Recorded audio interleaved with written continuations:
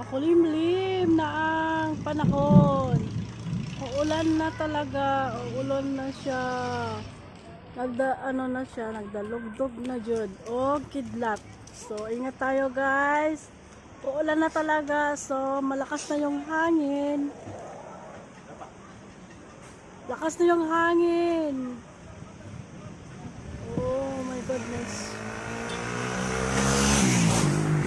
At mga langga, maliligo tayo sa malakas na ulan. Yo! Woo! Lakas ng ulan.